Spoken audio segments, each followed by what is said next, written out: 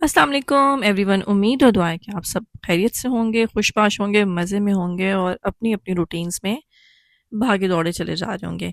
अच्छा, इस विज़िट में ना हमने दो हाइकिंग ट्रैक्स जो थे वो एक्सप्लोर किए थे।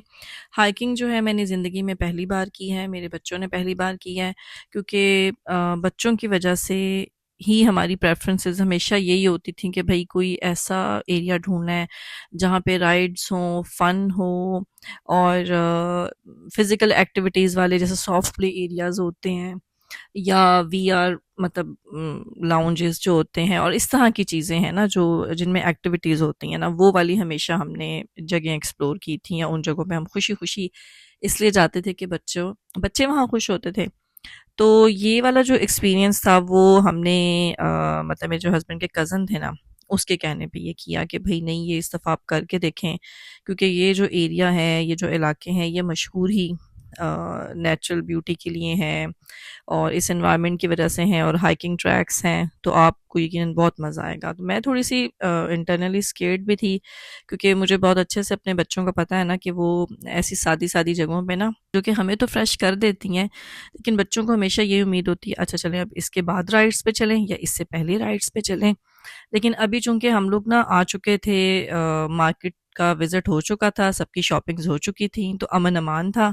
तो हमने कहा चलो अब थोड़ा-सा टाइम रह गया है मगरिब होने में, तो अभी मेरे ख़्याल से इस वक़्त 2 घंटे थे, तो हम लोग इस हाइकिंग ट्रैक की तरफ आ गए थे कि ये नियरेस्ट था हमारे पास ना, तो हम इस पे चलते हैं तो देखते हैं क्या होते हैं। अच्छा, अब वो बेचारा जो बच्चों के चाचू थे ना, वो कह चुके कि माउंटेन्स भी हैं रास्ते में। अब सारे रास्ते हमारी कार में सिर्फ एक ही क्वेश्चन चलता जा रहा था, माउंटेन्स कब आएँगे, माउंटेन्स कब आएँगे, हमने देखने हैं। तो ये है वो हाइकिंग ट्रैक जिस पे इस वक़्त हम लोग पहुँच चुके हैं। अच्छा, ये इस तरह का था कि जैसे ज़मीनी कुछ ट्रैक्स होते हैं ना, आपने सिर्फ वॉक ही वॉक करनी होती है, ग्राउंड पे चलना होता है। तो ये ऐसे समझ लें कि ये इस तरह का था कि आपने जंगल है दोनों साइड्स पे और नीचे जो है ना बीच में जो है वो पानी बह रहा है जो ना, और डिफरेंट जगहों से, मतलब आई डोंट नो ये कहाँ से लेके कहाँ तक का ट्रैक था, लेकिन जो कि नियरेस्ट था और टाइम हमारा मगरिब होने वाली थी, तो करीब तरीन ये पॉइंट था, तो हम लोग इस वक्त यहाँ पे चले गए जो ना। सर्दी बढ़ती जा रही थी, तो आप लोग भी चलें और देखते हैं कैसा है ये।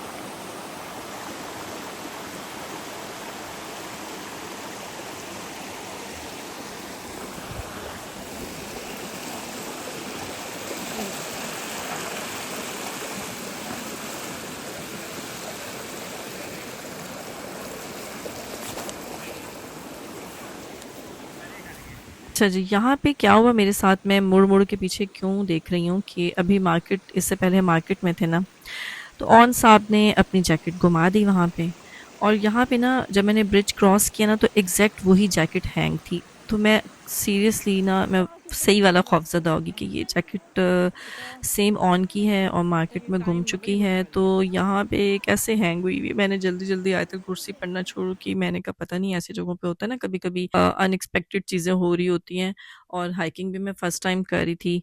तो लेकिन ये वो वाली जैकेट नहीं थी।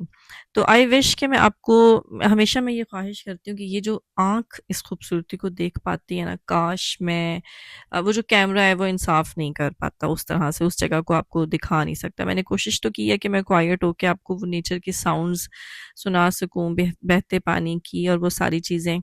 तो बहुत ज़बरदस्त, बहुत ऑर्गेनिक एनवायरनमेंट था और बहुत पुरसुकून था, लेकिन हम वहाँ से निकल आए आधे में से। मगरिब होने वाली थी और मगरिब के टाइम तो ये सूट नहीं करता था और ठंड भी बढ़ती जा रही थी। तो एनीवेज़ ये था हमारा छोटा-सा एक हाइकिंग ट्रिप। उसके बाद हमने अपना होटल चेंज करना था, तो हम इस वक़्त आ चुके हैं अपने दूसरे होटल में, और फिर उसके बाद डिनर भी हम कर चुके थे, करके ही बल्कि बाहर से आए थे डिनर।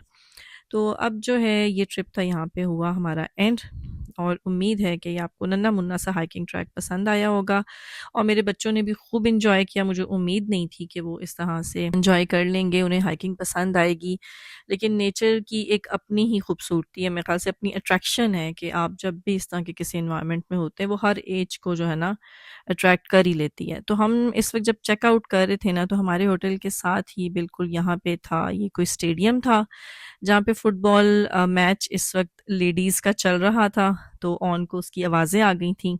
तो फिर हम जो हैं ऑन को लेके जो है ना वहाँ पे गए, हमने ट्राई तो की कि शायद वो अंदर चला जाए या कुछ ऐसा हो जाए, लेकिन ऐसा हो नहीं सका। ये हमारा जब हमने आज सेकंड डे था हमारा, ये बिल्कुल एग्जैक्टली यहाँ पे सेकंड डे था, और ऑन साहब की मॉडलिंग जो थी वो अपने उरूज पे थी, और फुटबॉलर्स का क्रेज़ और हर चीज़ जो है वो आप उसकी देख सकते हैं कि वो बहुत ज़्यादा एक्साइटेड था इस चीज़ को लेके, और सेम उसी तरह कॉपी पेस्ट करना और खेलना और वो सब कुछ इस एज की, आपको पता है कितनी क्रेज़ी चीज़ें होती हैं।